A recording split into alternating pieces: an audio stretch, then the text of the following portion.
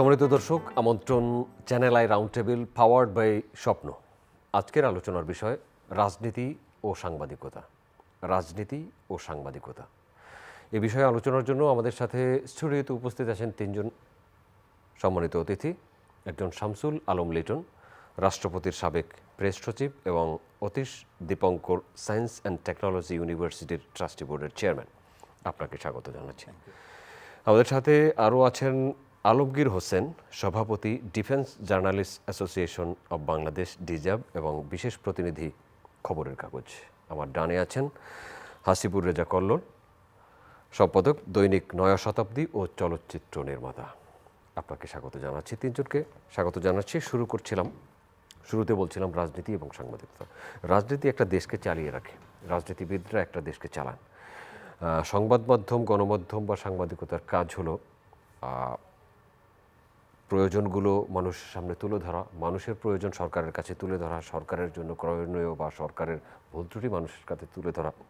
অর্থাৎ সামগ্রিক বিষয়ে সাংবাদিকদের মাধ্যমেই দেশের মানুষ এবং যারা দায়িত্বশীল তারা জানেন। শামসুল আলম লিটনকে দিয়ে শুরু করি। কেমন দেখছেন এখনকার রাজনীতি এবং এখনকার সাংবাদিকতা? আগে তো সাংবাদিকতা করেছেন, অবশ্যই করছেন, করছিও। হ্যাঁ, থ্যাংক ইউ মাসুম।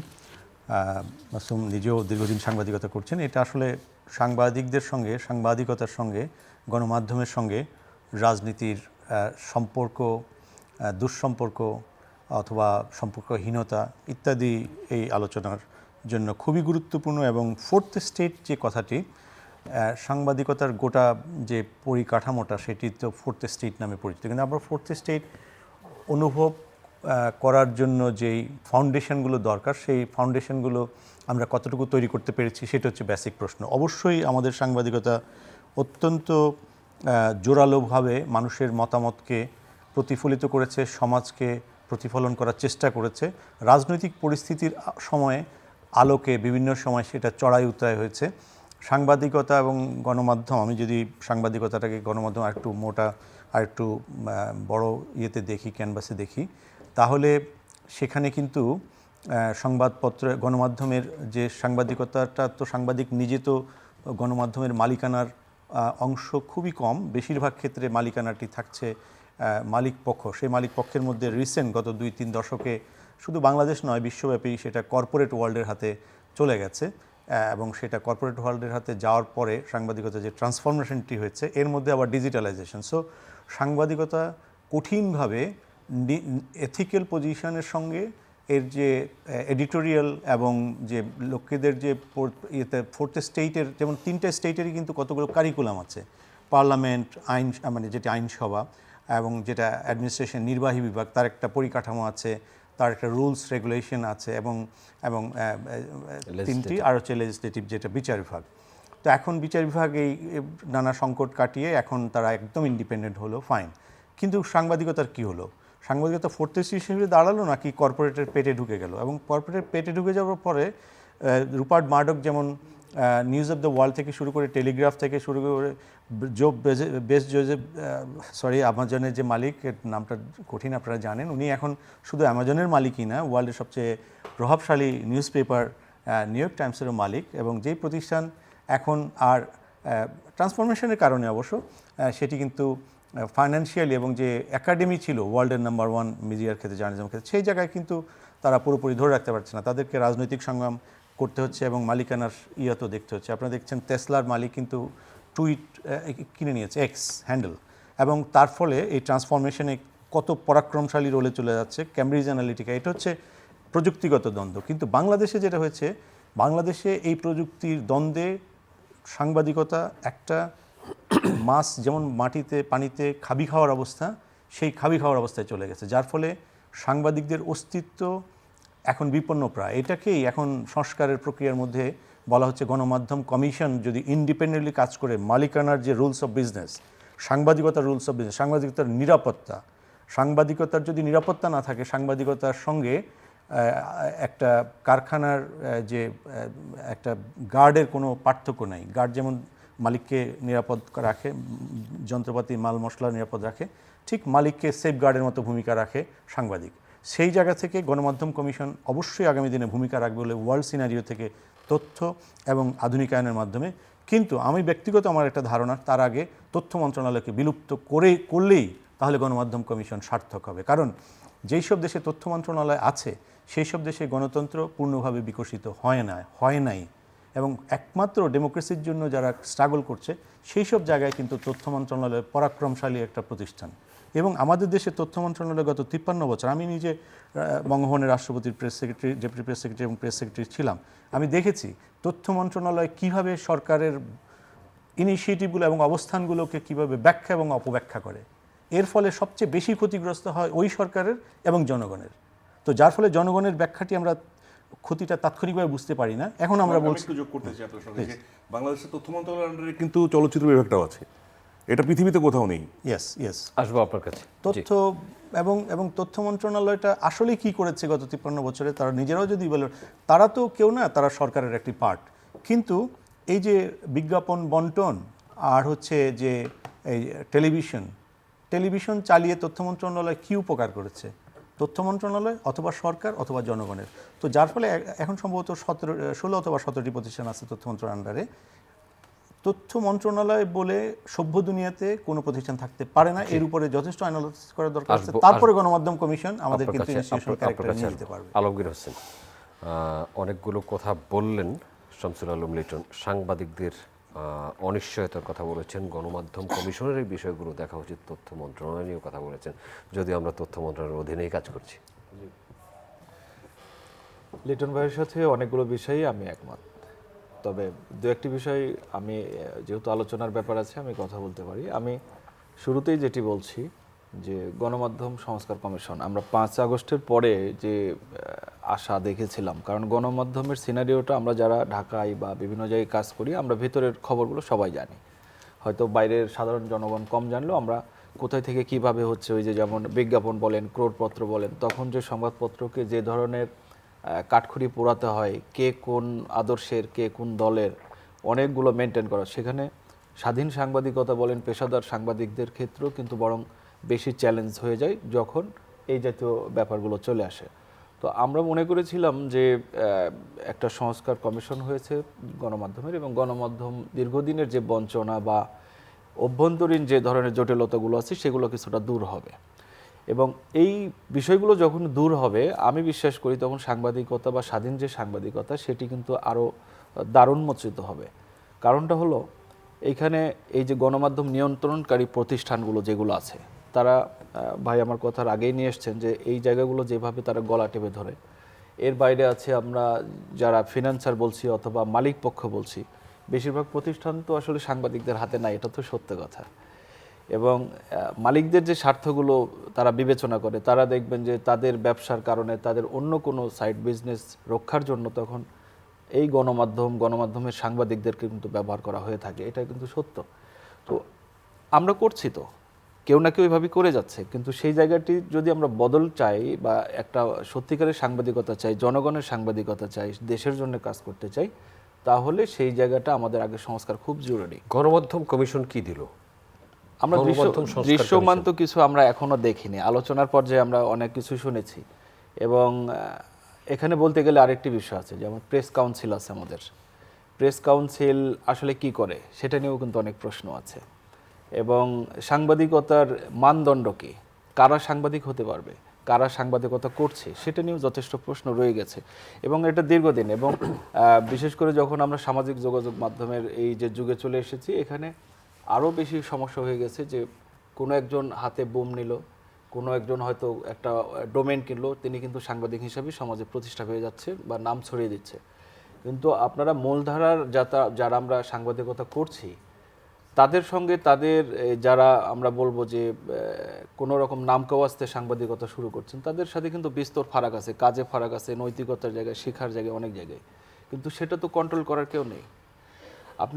আমরা একটা সঠিক তথ্য যতক্ষণ না পাঠকের কাছে বা দর্শকের কাছে দিচ্ছি, তার আগে কিন্তু সামাজিক যোগাযোগ মাধ্যমে অনেক ভুল বিকৃত তথ্য চলে যাচ্ছে, এবং মানুষ প্রথম যে তথ্যটা দেখে বা নেয় সেটি কিন্তু আগে গ্রহণ করে, ফলে আপনি সঠিক অনেক ক্ষেত্রে বিশ্বাসও করে, এবং পরে যখন আমরা সঠিক তথ্য দিচ্ছি তখন হয়তো ওই পাঠক নিজেই কনফিউজড হচ্ছে, মনে করছে না আমি তো আগে এটা দেখেছি, হয়তো তার মাথায় উঠে গেঁথে যাচ্ছে। ফলে এই যে একটা নিয়ন্ত্রণ এবং মানে সব জায়গায় একটা সংস্কার, এবং সংস্কার শুধু তো আসলে একাডেমিক করে লাভ নেই, সেটার বাস্তবায়নও জরুরি। তো আমি মনে করি যে এখন সময় এসেছে, এটা না করলে আমরা যেভাবে হাবুডুবু খাচ্ছি একটা পরিস্থিতির মধ্যে, এখান থেকে উত্তরণের খুবই বিপদ আমি দেখি। জি, এটা ধন্যবাদ খুব জরুরি। আপনাকে। আসবো আপনার কাছে হাসিবুর রেজা করলেন। আপনি শামসুল আলম লিটনের কথার মধ্যে বলছিলেন চলচ্চিত্র বিভাগটি তথ্য মন্ত্রণালয়ের অধীনে, এবং তিনি জানালেন যে 16 বা 17টি প্রতিষ্ঠান তথ্য মন্ত্রণালয়ের অধীন। আমরা যে এই যে টকশো করছি টেলিভিশনে, এই টেলিভিশনটির নিয়ন্ত্রণ তথ্য মন্ত্রণালয়ের কথা। তো এখন নিয়ন্ত্রণকারী প্রতিষ্ঠান যদি না থাকে, বা কোথাও নিয়ন্ত্রণকারী প্রতিষ্ঠান ছাড়া হয়তো উন্নত বিশ্বে আছে, সে বিষয়ে আমার ধারণা নাই, লিটন ভাই বলতে পারবেন আপনার কি ধারণা? একটা হচ্ছে নিয়ন্ত্রণ করা, আর একটা হচ্ছে যে আপনি এটা স্বাধীন করে দিলেন। চলচ্চিত্র যে আমাদের স্বাধীন ভাষা, সাংবাদিকতার স্বাধীন ভাষা আছে, যেটা আলমগীর ভাই বলছিলেন যে সোশ্যাল মিডিয়ার যুগে এখন সবাই সাংবাদিক। এখন এটার মধ্যে কোনটা সঠিক সাংবাদিকতা? সোশ্যাল মিডিয়া তো সাংবাদিকতার জায়গা না, অ্যাক্টিভিস্টদের জায়গা। সেটাই। সেখানে ব্যক্তিগত মতামত একজন দিতে পারে। তো একইভাবে যদি আপনি তথ্য মন্ত্রণালয়ের যে কাজগুলো, সেটাই তথ্য মন্ত্রণালয় করেন, এবং তথ্য মন্ত্রণালয়ের কাজ আমরা সাধারণত কী দেখি? বিভিন্ন টিভিকে নিয়ন্ত্রণ করা, বিজ্ঞাপনের ভাগাভাগি করা, চলচ্চিত্রের অনুদানের নামে লুটপাট করা, এবং তদবির বাণিজ্য করে চলচ্চিত্র পুরস্কার দেওয়া। কোনো ভালো কিছু তো তথ্য মন্ত্রণালয়ের কাছ থেকে আমরা এখনও দেখলাম না। যে তথ্যের দায়িত্বে থাকেন তাদের প্রচুর টাকা পয়সা ইনকাম হয়, আমরা দেখি, লাইফস্টাইল চেঞ্জ হয়, কিন্তু তথ্যের যে 16-17টা উইং, ওই সাংবাদিক কিন্তু এখন ওই বাসে ঝোলেন, চলচ্চিত্র নির্মাতা এখনও বাসার ভাড়া দিতে পারেন না, এগুলো চলছে। তো এটাকে একটু স্বাধীন করে যদি কাজ, প্রতিটা সেকশনে কাজ বাড়ানো যায়, সেটার জন্য তারা সহায়ক হন। এই টেনে ধরা, তদবির বাণিজ্য, এগুলো যদি অফ করে বেসিক কাজের জায়গায়। আর আজকের যে আলোচনার সাবজেক্ট যেটা মাসুম ভাই, যে রাজনীতি ও সাংবাদিকতা, এখন সাংবাদিকতার মধ্যে তো রাজনীতি ঢুকে গেছে, এটা একটা বড় প্রবলেম। এবং আমাদের অনেক রাজনীতিবিদ আছেন যারা মিডিয়া নিয়ন্ত্রণ করেন, ফলে উনি যেহেতু মিডিয়া নিয়ন্ত্রণ করেন, ওই পত্রিকা বা টিভি চ্যানেলে যারা থাকেন মিডিয়াতে, তারাও রাজনীতিবিদ হয়ে ওঠেন।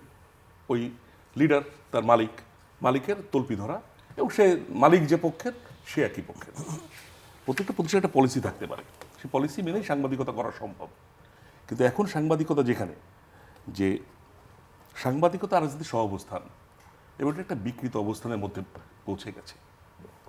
আমরা কি 71 সালে যারা সাংবাদিকতা করেছেন, দেশের প্রয়োজনে করেছেন, যুদ্ধ করেছেন, রাজনীতি করেছেন, একসাথে হয়েছে দেশের প্রয়োজনে। এখন কিসের প্রয়োজনে হচ্ছে? অবশ্যই। প্রত্যেকটা বড় মিডিয়া হাউস যাদের আছে, প্রত্যেকে বড় এক একটা দস্যু, দুর্বৃত্ত। তারা তাদের দুর্বৃত্তায়নকে প্রতিষ্ঠা করার জন্য সাংবাদিকতাকে ঢাল হিসেবে ব্যবহার করছেন।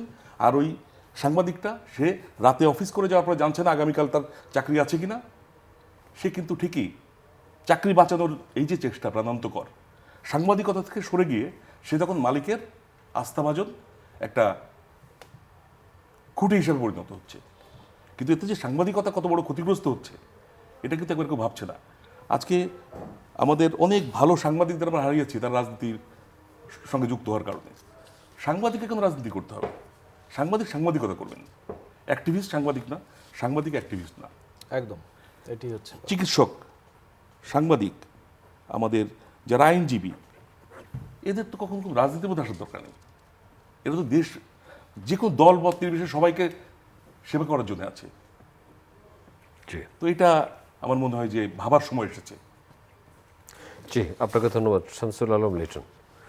সামাজিক যোগাযোগ মাধ্যমের যে প্রাধান্য বিশ্বব্যাপী, এর মধ্যে সঠিক সাংবাদিকতা কতটা চাপে আছে? বৈশ্বিক বাকি না দেও নেই। প্রেক্ষাপটে না বাংলাদেশের প্রেক্ষাপটে? দুই প্রেক্ষাপটে। না, বৈশ্বিক প্রেক্ষাপটে সেটা তো অবশ্যই মোটা দাগে এগুলোর উপর প্রচুর রিসার্চ আছে, এবং ইচ্ছা করলে আমাদের আজকে অনুষ্ঠানে যারা অনুষ্ঠানটি দেখছেন তারা গুগল করে মিডিয়ার উপরে পলিটিক্যাল ইনফ্লুয়েন্স, কর্পোরেট ইনফ্লুয়েন্স এর পজিটিভ সাইড, নেগেটিভ সাইডের উপরে হাজার হাজার রিসার্চ পাবেন। বিভিন্ন university, communication department, mass communication department, journalism department and social science ডিপার্টমেন্টের। এর ফলে অ্যাকচুয়ালি একটা সভ্য সমাজে যার কাজ সে করে আর কি, হ্যাঁ, মানে সবাই সব কিছু করে না, এবং সব কিছু, যেমন তথ্য মন্ত্রণালয়ের আন্ডারে কেন চলচ্চিত্র থাকবে এর ব্যাখ্যা কিন্তু হয়তো বলবে যে এটা তো রাশিয়ার বিপ্লবের পরে এজিড ট্রেন নামে একটা প্রোগ্রাম তারা চালু করেছিল, যেহেতু মানুষ আসলে সমাজতন্ত্র সম্পর্কে কিছু জানতো না। আজকে আমাদের যে উপদেষ্টারা আছে, লিটন ভাই, আমি যদি আপনাকে বলি যে অমুক উপদেষ্টার আন্ডারে কয়টা মিনিস্ট্রি আছে, কয়টা ডিপার্টমেন্টের দপ্তর আছে, আপনি বলতে পারবেন না। মহা মুশকিল। মানে এমন এমন ইউনিট তৈরি করা হয়েছে যেগুলো আসলে আদৌ কোনো প্রয়োজন ছিল না। এই জন্যই যেই আমরা তো কমনওয়েলথ কান্ট্রি, আমরা ওয়েস্টমিনিস্টারের কথা বলি, আমরা ডেমোক্রেসির কথা, ওয়েস্টমিনিস্টার সিস্টেমের কথা বলি, তাহলে আমরা কি ফলো করছি? যেখানে ওয়েস্টমিনিস্টারে দেখা যাচ্ছে যে মন্ত্রণালয়ের বেসিক মন্ত্রণালয় হচ্ছে মাত্র 8-9টি মাত্র, একটা দুটোকে মিনিস্টারিয়াল মর্যাদায় রাখা হয়েছে, সেই মিলে 11টা। বিস্তারিত আমি যাব না, শুধু এতটুকু বলি, ফিল্ম ডিপার্টমেন্ট সে এরকম একটা ডিপার্টমেন্ট পাওয়া যাবে, মানে আপনি ইউরোপের বিভিন্ন দেশে আর কি। ওরা এই কাজগুলো দেখেছে, যত সরকারি নিয়ন্ত্রণে আসে তত কিন্তু মানুষের মাথাটা ব্লকড হয়ে যায়, মানে ক্রিয়েটিভিটিটা ব্লক হয়ে যায়। কারণ সরকারটা চালায় কে? সরকার একটা, যে কোনো স্টেটই হচ্ছে একটা পলিটিক্যাল মেশিনারি, এটা পলিটিক্যাল পার্টিগুলো চালায়, এবং পলিটিক্যাল পার্টি চালাতে হবে, পলিটিক্সের নামে অন্য কেউ চালাবে না। হ্যাঁ, 111 to 11 যেগুলো আছে, দ্যাট ইজ অ্যানাদার ডেঞ্জারাস 111। যেভাবে সুশীল সমাজ দেশ চালাবে, আমরা মাঝে মাঝে সুশীল থেকে আর বেরোতেই পারছি না।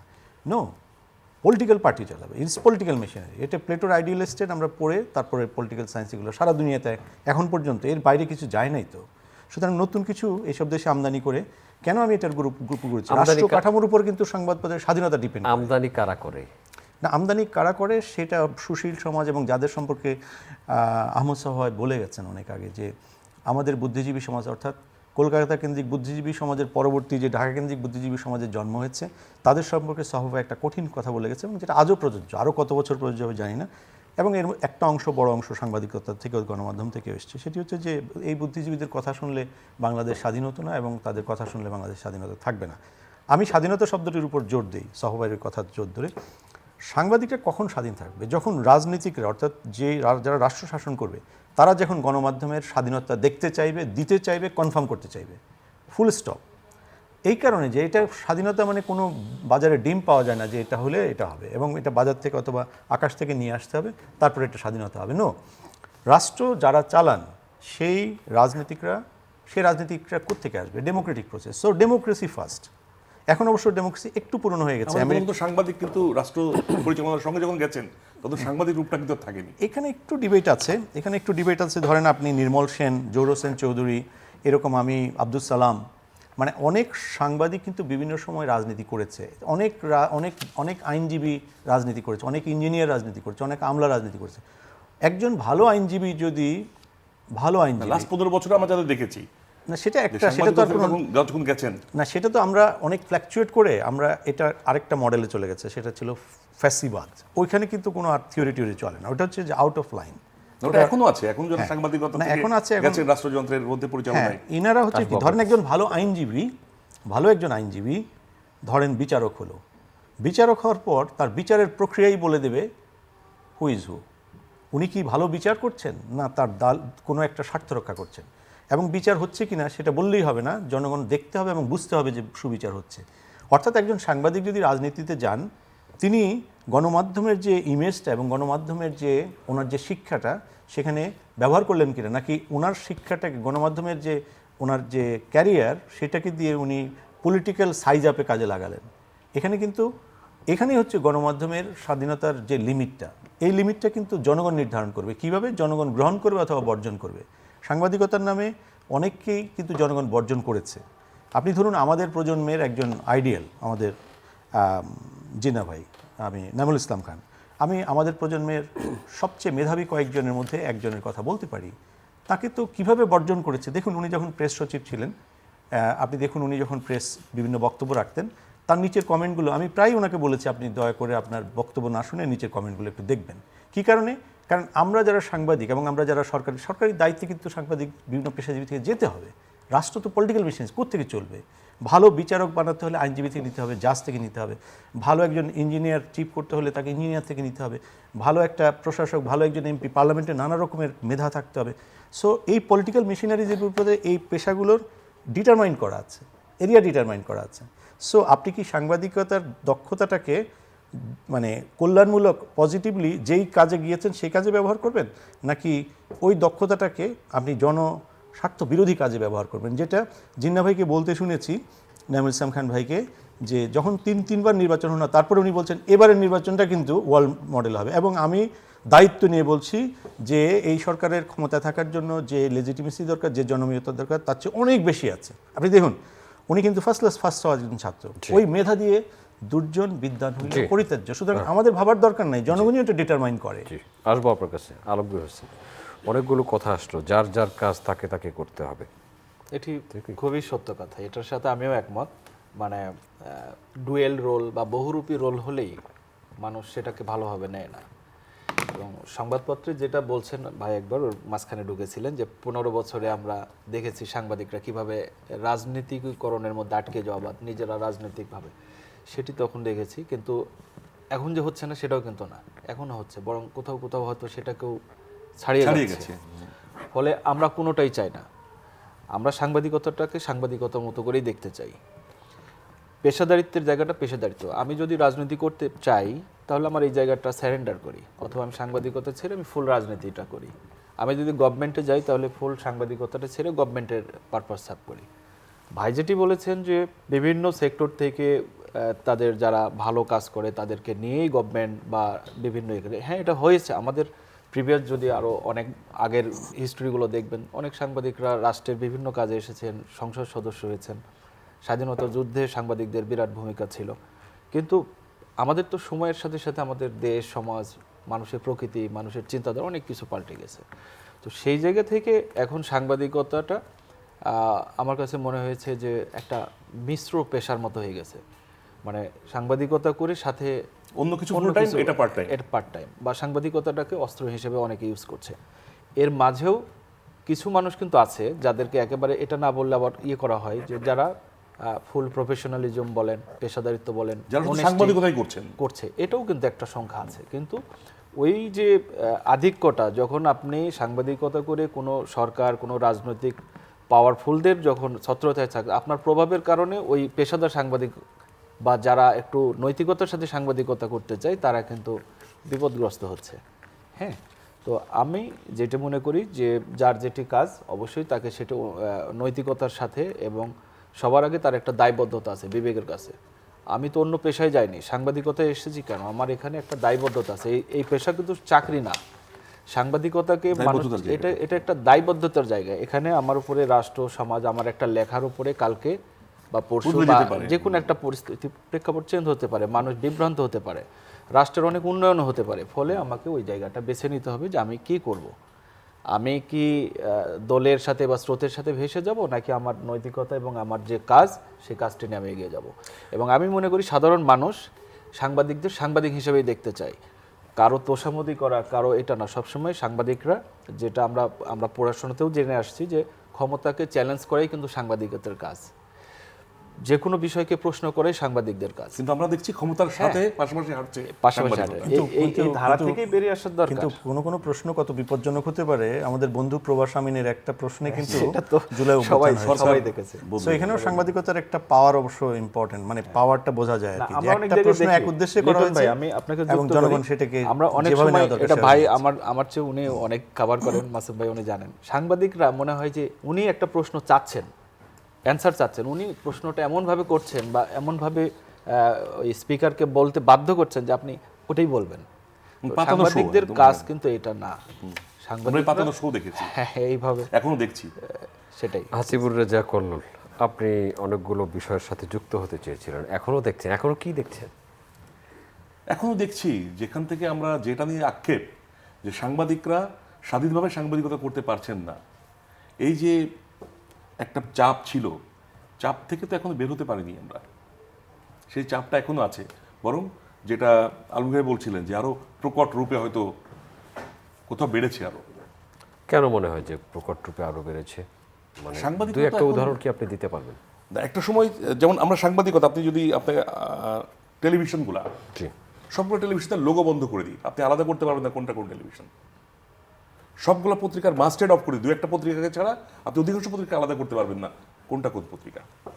সবাই একই ধারায় কাজ করছে, তার মানে একটা চাপ অনুভব করছে, অদৃশ্য একটা চাপ। এবং আমরা যেহেতু সাংবাদিকতা করতে গিয়ে এই ফিলিংটা হচ্ছে, তার মানে সত্যি এটা হচ্ছে। এখান থেকে বেরিয়ে আসার উপায় সাংবাদিকতাকে স্বাধীন করে দিতে হবে। কে করবে? রাষ্ট্রে যারা এই যে যারা খবরদারি করছেন, নজরদারি করছেন, তারা যদি সাংবাদিকতাকে স্বাধীন করে দেন, তাদের জন্য সুবিধা। সাংবাদিক যদি এটা সমালোচনা করে, তিনি জানতে পারবেন। কারণ যারা ক্ষমতায় থাকেন তারা তো ওয়াকম্যান সিনড্রোম রোগে ভোগেন। কিন্তু আমাদের আশপাশে কোনো আমাদের মানুষের দেশের কান্না আমাদের তাদের দেশের কানে যে পৌঁছায় না। প্রেক্ষাপট বাজার দর, সমালোচনা তো সহ্য করতে হয়। চারপাশে এই যে বাড়ি ভাড়া নিয়ে এখন ঢাকার নাগরিকরা সবচেয়ে বেশি সাফার করছেন বাড়ি ভাড়া নিয়ে। কোনো নিয়ন্ত্রণ নাই, বাজার নিয়ন্ত্রণ নাই, কোনো কিছু নিয়ন্ত্রণ নাই। এটা তো সাংবাদিক বলবেন, কয়জন সাংবাদিক বলছেন এটা? সিন্ডিকেট আমরা শুনছি, এখনো তো দেখছি সিন্ডিকেট। এই সরকার প্রথম এসেই বলেছিল আমরা কোথায় syndicate সিন্ডিকেট ভেঙে দিই। ভাঙা হয়েছে? স্টিল সিন্ডিকেট আছে। তো এটা তো চেঞ্জ হলো না। জি, ধন্যবাদ আপনাকে। আমরা শেষ রাউন্ডে যাব আপনার কাছে, ছোট্ট করে এক মিনিট করে। লিটন ভাই, সিন্ডিকেটের কথা আমরা শুনেছি, সিন্ডিকেটের কথা আমি শুনছি কিন্তু দেখছি না, ভাঙার কথাও শুনছি কিন্তু ভাঙাও দেখছি না। এটা থ্যাংক ইউ মাসুম। এটা হচ্ছে যে আসলে মানে রিজনেবল গ্রাউন্ড টু বিলিভ একটা শব্দ আছে, সেটা হচ্ছে যে আমরা বিশ্বাস করার মতো বাস্তব অবস্থা দেখতে হবে এবং বুঝতে হবে এবং অনুভব করতে হবে আর কি। তো আমি এক চেকের একটা গল্প বলি। আমাকে আমার একজন সহকর্মী এসে বললো আমার এই সমস্যা, ওই সমস্যা, ওই সমস্যা। তো মন খারাপ। তো আমি সব শুনে টুনেই যে সংকট আমরা যেটা বললাম, নানা রকমের সংকট, মালিকানার সংকট, পলিসির সংকট, এক ধরনের খবর পরিবেশনের সংকট, চাপ অনুভব করার, কেউ ফোন করছে না অথবা করলেও আমরা শুনতে পাচ্ছি না, কিন্তু চাপাচাপি চলছে, ঠিক আছে, সব কিছু অনেকগুলো সংকট। তো আমি আমার সেই কলিগকে বললাম, সব কিছু দেখে আমি একটা চেকবুক নিয়ে আমি একটা নির্দিষ্ট অ্যামাউন্ট দিয়ে দেওয়ার পরে বললাম যে আমি তোমার 9টা সমস্যার সমাধান হবে আর বাকিটা নিশ্চয়ই তুমি করে নিতে পারবে। মিডিয়ারও, এবং সে হাসি, এবং দেখা গেল যে সে বললো যে না, এটা উইদিন 24 আওয়ার্স আমার সব প্রবলেম সলভ হয়ে যাবে। অর্থাৎ অনেকগুলো বিষয় অর্থের সঙ্গে সম্পৃক্ত, অন্য বিষয়গুলো অর্থের সঙ্গে সম্পৃক্ত না, কিন্তু অর্থ দিয়ে সমাধান করা যায়। গণমাধ্যমের এই যে নানা রকমের যে সংকট, এটা সংকট থেকে পৃথিবীর কোনো দেশ মুক্ত নয়। আপনারা দেখবেন RSF এর ডেটায় পশ্চিমের সবচেয়ে ভালো গণতান্ত্রিক দেশগুলোর অবস্থান কিন্তু অত ভালো পর্যায়ে নাই। ইভেন আমাদের যে ইউনাইটেড কিংডম এবং USA, আমি গত কয়েক বছরে খেয়াল করে দেখলাম তারা 10-এর মধ্যে নাই। Why not? কেন স্ক্যান্ডিনেভিয়ানরা 1, 2, 3, 4-এর মধ্যে যাচ্ছে? কেন সুইস অথবা জার্মান যাচ্ছে উপরে?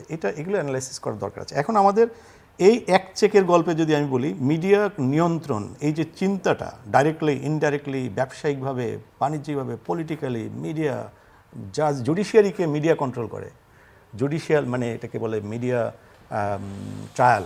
আমরা হেডলাইন এমনভাবে দেই যে জাজ সাহেব পরের দিন জামিন দিতে অনেক জেনুইন ইয়েকে জামিন দেয়, অথচ জামিন হচ্ছে অধিকার।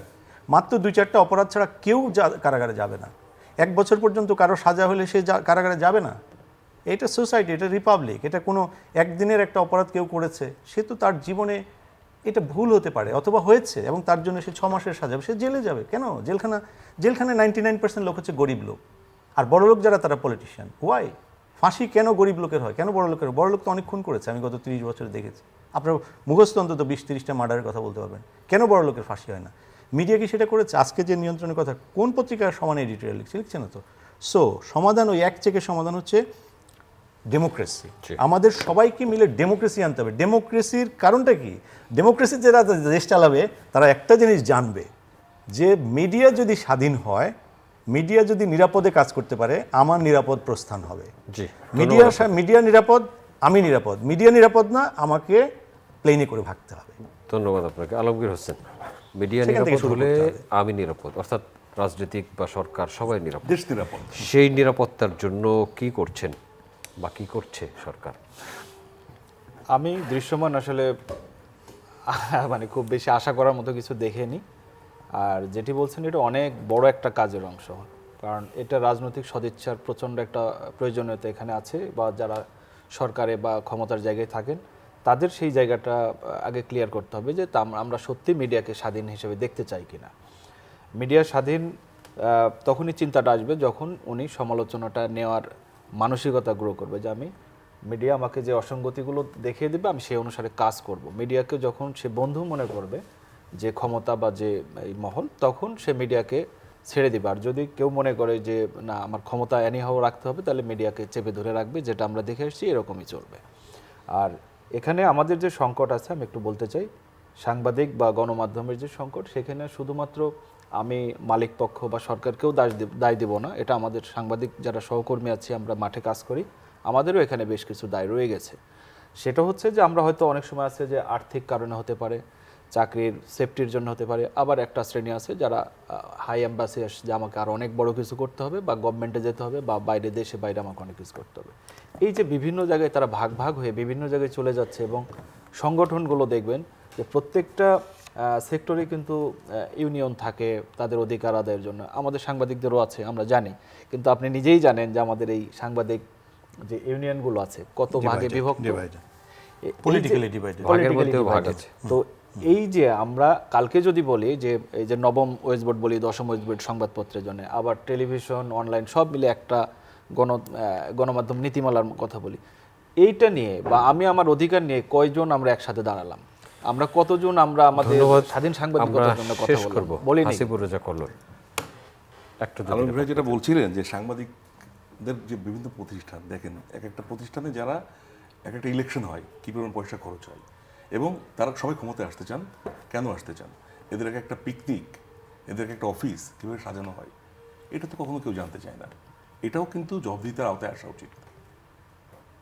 সাংবাদিক যেমন দেশের পরিবর্তনের জন্য ভালোটা ভালো লিখবে, খারাপটা খারাপ লিখবে, কিন্তু ওই সাংবাদিকের ব্যাপারেও কিন্তু এই যে সংগঠনগুলো কিন্তু এই জবাবদিহিতার মধ্যে থাকা দরকার। এটাও ভীষণ ইম্পর্টেন্ট। আমরা শেষ করব। ধন্যবাদ হাসিবুর রেজা কল্লোল, আলমগীর হোসেন, শামসুল আলম লিটন। সম্মানিত দর্শক, এতক্ষণ আমাদের সাথে থাকার জন্য কৃতজ্ঞতা। আগামী অনুষ্ঠান দেখার আমন্ত্রণ রইল। দেখা হতে পারে সেই অনুষ্ঠানে। ভালো থাকবেন সবাই, সবার জন্য শুভকামনা।